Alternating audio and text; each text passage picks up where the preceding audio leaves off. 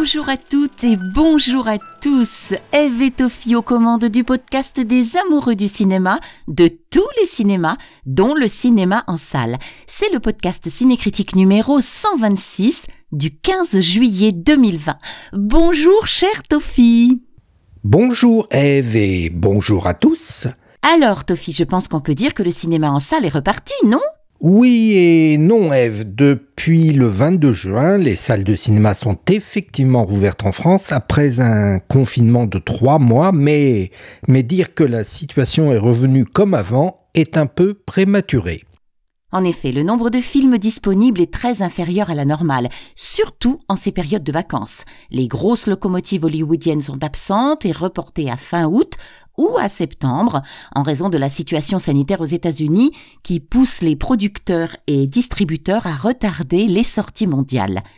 La récente refermeture des cinémas en Californie n'arrange pas les choses. Cette situation est favorable en France pour les films d'auteur et les films européens, mais le grand public, dont les jeunes, en sont souvent absents.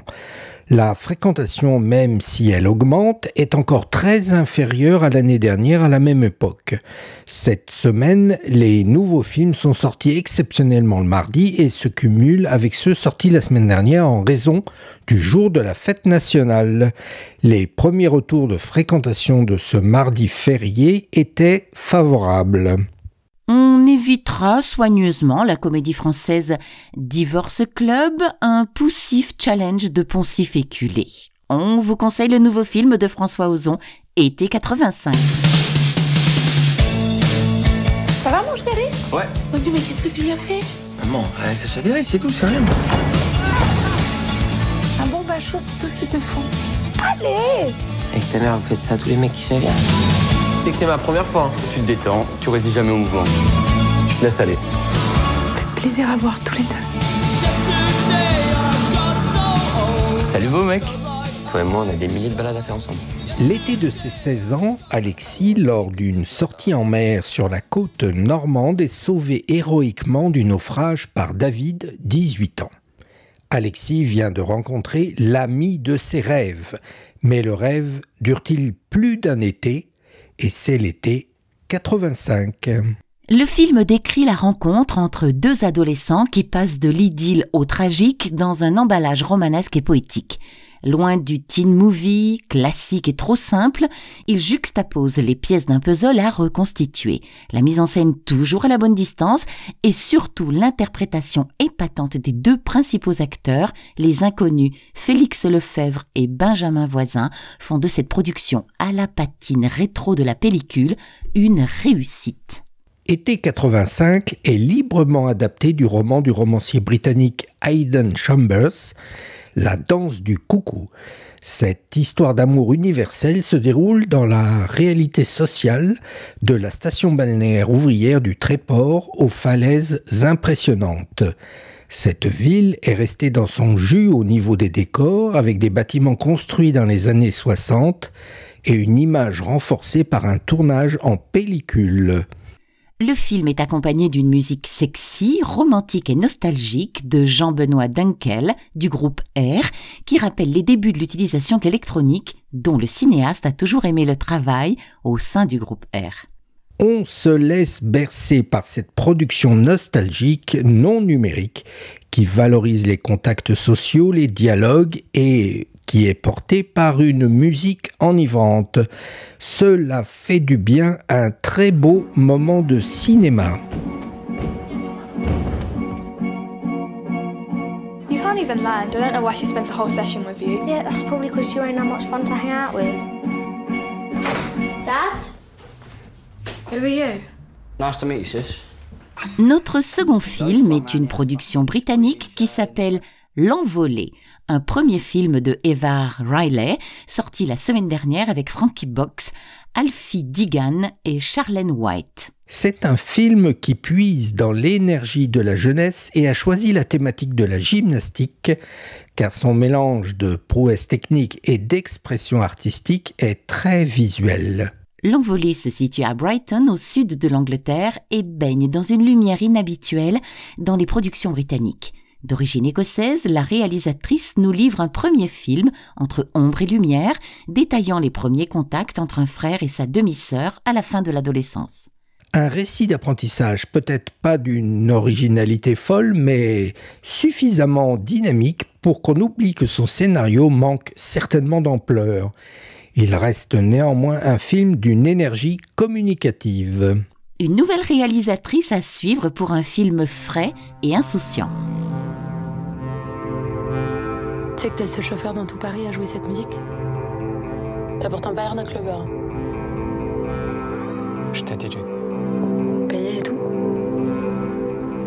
Et maintenant chauffeur. Troisième film, Ève qui sort du lot, c'est un film français, il s'appelle La Nuit venue et c'est un premier film de Frédéric Farucci avec Guangbo, Camélia Jordana et Xun. Paris de nos jours.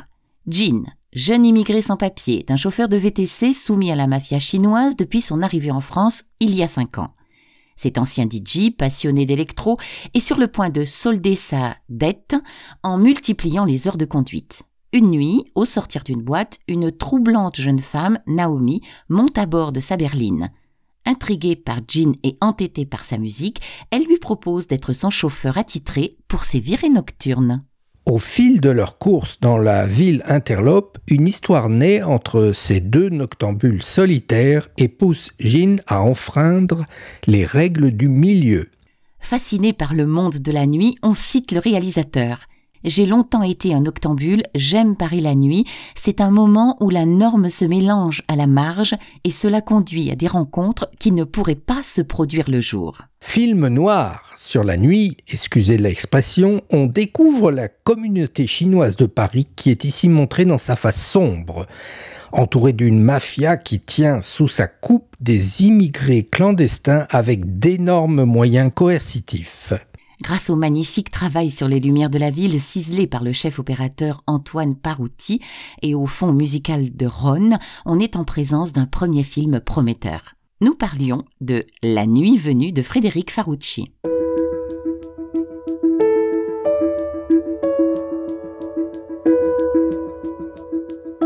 On vous rappelle bien sûr les films chroniqués la semaine dernière et qu'on a aimés comme la comédie rafraîchissante Tout simplement noir de Jean-Pascal Zadi et John Wax. Et sa sortie semble une réussite dans le contexte actuel avec près de 300 000 entrées. Et Lucky Strike, le film coréen de Yong-Hoon Kim, un thriller déstructuré dans sa narration avec de délirants rebondissements. On en rappelle le sujet, un sac rempli de billets qui bouleversera le destin de personnages qui n'auraient jamais dû se croiser. Arnaque, trahison et meurtre, tous les coups sont permis pour qui rêve de nouveaux départs.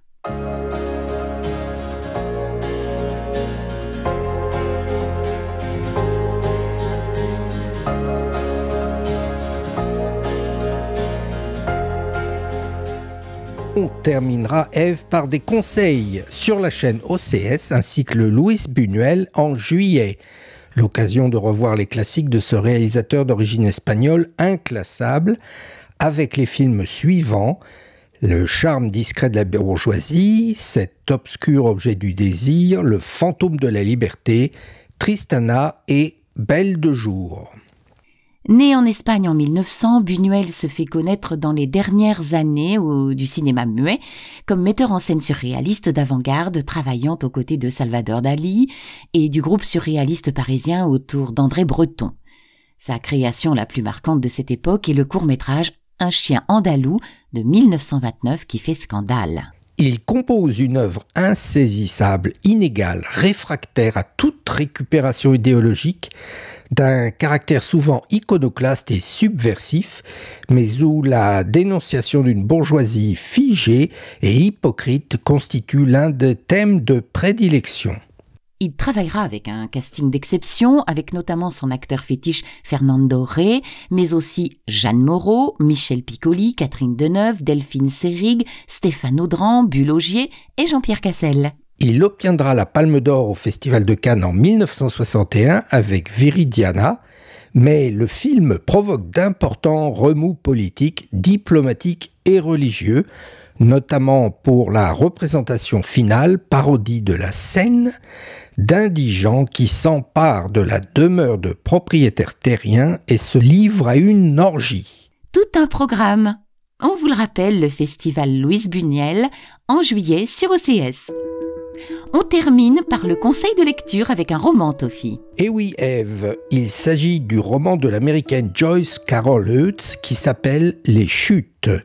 Autrice américaine, Joyce Carol Oates est née dans l'État de New York en 1938. Depuis 1963, Joyce Carol a publié des romans, des essais, des nouvelles et de la poésie.